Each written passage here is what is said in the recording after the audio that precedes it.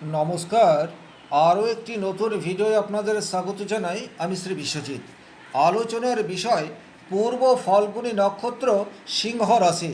সুখের চাবি আপনার হাতে, কিন্তু এই সুখ আপনি কবে পাবেন এবং কিভাবে পাবেন, এই ভিডিওটির মাধ্যমে কমপ্লিট অ্যানালাইসিস করার চেষ্টা করব। পূর্ব ফাল্গুনী নক্ষত্রের অধিপতি গ্রহ হচ্ছে শুক্র এবং সিংহ রাশির অধিপতি গ্রহ হচ্ছে রবি।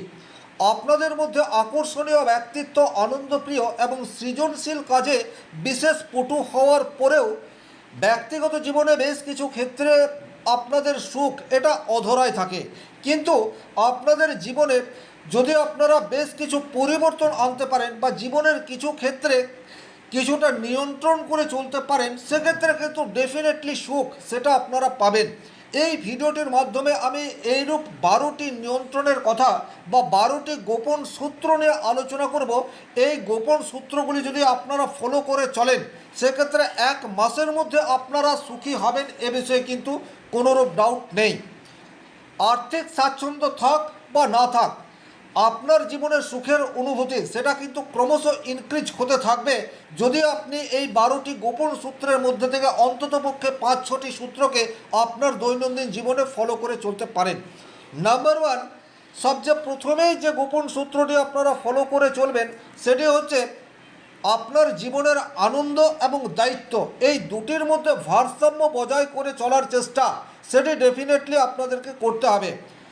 শুক্র এই নক্ষত্রের অধিপতি গ্রহ হওয়ার জন্য আপনারা ভোগ বিলাস বা হাইলি লাইফস্টাইলের পেছনে অনেক বেশি সময় ব্যয় করেন এবং কিছু কিছু ক্ষেত্রে তার ফলে আপনার দৈনন্দিন জীবনের যে দায়িত্ব, সেই দায়িত্ব যথাসময়ে পালন করতে পারেন না।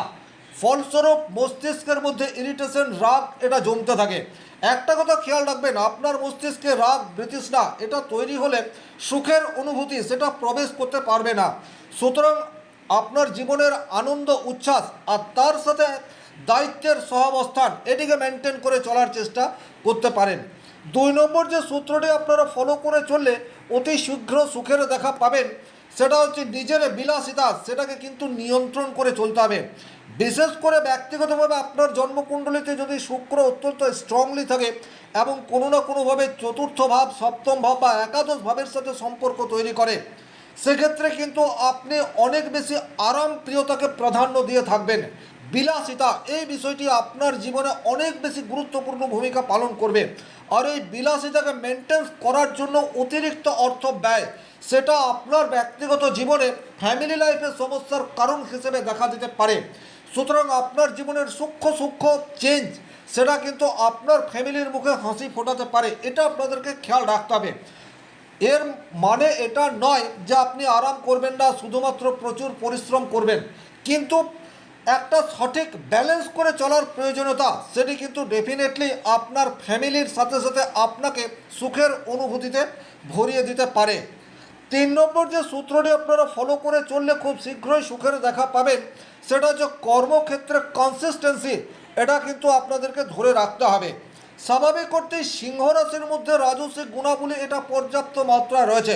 অত্যন্ত ডিসিপ্লিন লাইফ ফলো করার ক্ষেত্রে সিংহ রাশির জাতক বা জাতিকাদের একটা সুনাম রয়েছে।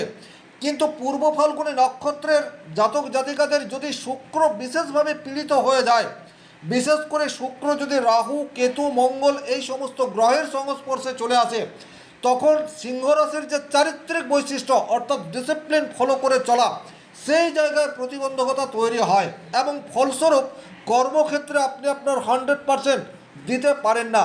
পরিণাম 100% আপনি পান না। তার ফলে মনের মধ্যে একটা ইরিটেশন, নিজের প্রতি একটা ক্ষোভ এটা তৈরি হতে থাকে। সুতরাং কর্মক্ষেত্রে 100% দেওয়ার চেষ্টা করুন এবং ডিসিপ্লিন ফলো করে চলার চেষ্টা করুন। দেখবেন আপনার মনের মধ্যে রাগ বা ক্ষোভ এটা জমছে না। 4 নম্বর যে সূত্রটি আপনারা ফলো করলে অতি শীঘ্র সুখের দেখা পাবেন, সেটা হচ্ছে আপনার সম্পর্কের মধ্যে আন্তরিকতা, এই বিষয়টি কিন্তু নিয়ে আসতে হবে। শুধুমাত্র মুখের কথা নয়, আপনার ভালো লাগা, ভালোবাসার মধ্যে যেন একটা মনের মিল তৈরি হয়, এই কাজটি আপনাদেরকে ভীষণ রকম অ্যাক্টিভ অবস্থায় করতে হবে।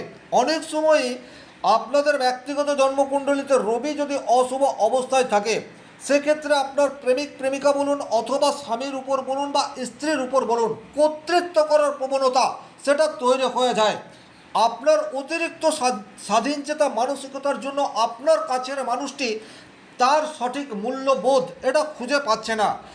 একটা কথা মাথায় রাখবেন, সুখ এটা এমন একটা বিষয় যেটা আপনি একা উপভোগ করতে পারবেন না। আপনার ফ্যামিলির মানুষজন যদি প্রকৃত অর্থে সুখ পায়, সেক্ষেত্রেই কিন্তু আপনার জীবনে সুখ এটা আসবে। সুতরাং নিজস্বতা এটা ধরে রাখার সাথে সাথে আপনার কাছের মানুষটির সাথে আন্তরিক সম্পর্ক এটা গড়ে তোলার দিকে আপনাকে মনোনিবেশ করতে হবে। 5 নম্বর যে জায়গা বা যে সূত্রটি আপনারা ফলো করলে অতি শীঘ্র সুখের দেখা পাবেন, সেটা হচ্ছে অহংকার নয় বরং নম্রতা। এটিকে আপনার দৈনন্দিন জীবনে বেশি মাত্রায় নিয়ে আসতে হবে। আমি প্রচুর এইরূপ ছক দেখেছি যাদের রবি একটু উইক অবস্থায় রয়েছে অথবা রবি অনেক বেশি শক্তিশালী অবস্থায় থেকে মঙ্গল, রাহু বা বৃহস্পতির সংস্পর্শে চলে আসছে। সেক্ষেত্রে কিন্তু আপনার মধ্যে অহংকার, ইগো এটি ভীষণ মাত্রায় তৈরি হয়ে যেতে পারে। অনেক ক্ষেত্রে শুক্র মঙ্গল যোগ আপনার মধ্যে অহংকার এই বিষয়টি ক্রিয়েট করে দিতে পারে। কিন্তু আপনি যত বেশি অহংকার বা ইগোয়েস্টিক হয়ে উঠবেন, আপনার মনের মধ্যে আমিত্ব এটা তত বেশি দানা বাঁধবে। আর আমিত্ব যদি থাকে, সেক্ষেত্রে কিন্তু সুখের অনুভূতি সেটা প্রবেশ করতে পারবে না। সুতরাং অহংকারকে বর্জন করে নম্রতা এটাকে আপনার জীবনে নিয়ে আসতে হবে। এই যে সূক্ষ্ম পরিবর্তন, এই সূক্ষ্ম পরিবর্তনগুলি কিন্তু প্রকৃত অর্থে আপনার জীবনে সুখের চাবি হতেই পারে। আমি জোর দিয়ে বলবো, মিনিমাম 1 মাস আপনি ফলো করে দেখুন, ডেফিনেটলি আপনার মনের মধ্যে রাগ, হতাশা, উষ্মা সেগুলি ক্রমশ রিমুভ হতে থাকবে। 6 নম্বর যে সূত্রটি আপনারা ফলো করলে অতি শীঘ্র সুখের দেখা পাবেন, সেটা হচ্ছে নিজের প্রতিভাকে কাজে লাগানোর জন্য 100% প্রচেষ্টা সেটি কিন্তু আপনাদেরকে করতে হবে। পূর্ব ফাল্গুনী নক্ষত্রের মানুষের মধ্যে একটা নিজস্বতা, ক্রিয়েটিভিটি এটা ডেফিনেটলি রয়েছে, এ বিষয়ে কোনোরূপ ডাউট নেই। শুধুমাত্র কোয়ালিফিকেশন নয়, তার বাইরেও আপনাদের মধ্যে একটা সৃজনশীল মানসিকতা রয়েছে। এই সৃজনশীল মানসিকতাটাকে যদি আপনারা নিজেদের কর্মজীবনে পরিবর্তিত করতে পারেন, সেক্ষেত্রে কিন্তু কাজ করে আপনি আনন্দ পাবেন। আর আপনার যে কাজ করে আপনি অর্থ উপার্জন করছেন, তার সাথে সাথে আনন্দও অটোমেটিকলি চলে আসছে। এইরূপ কাজ যদি জীবনে করতে পারেন, ডেফিনেটলি আপনি সুখী হবেন, এ বিষয়ে কোনোরূপ ডাউট নেই। সুতরাং আপনার মধ্যে যে গুণাবলী রয়েছে সেটাকে চিনতে শিখুন এবং সাংসারিক জীবনে বা প্রফেশনাল লাইফে যদি সম্ভবপর হয়, সেই গুণাবলীকে কাজে লাগানোর চেষ্টা করুন। এতে আর্থিক স্বাচ্ছন্দ্য যেমন বৃদ্ধি পাবে, কাজের ক্ষেত্রে আপনার মনোসংযোগ সেটাও ধীরে ধীরে বৃদ্ধি পেতে থাকবে। 7 নম্বর যে সূত্রটি ফলো করলে আপনারা অতি শীঘ্র সুখের দেখা পাবেন, সেটা হচ্ছে সময়ের মূল্য দেওয়া। এটা কিন্তু আপনাদের জন্য ভীষণ রকম গুরুত্বপূর্ণ।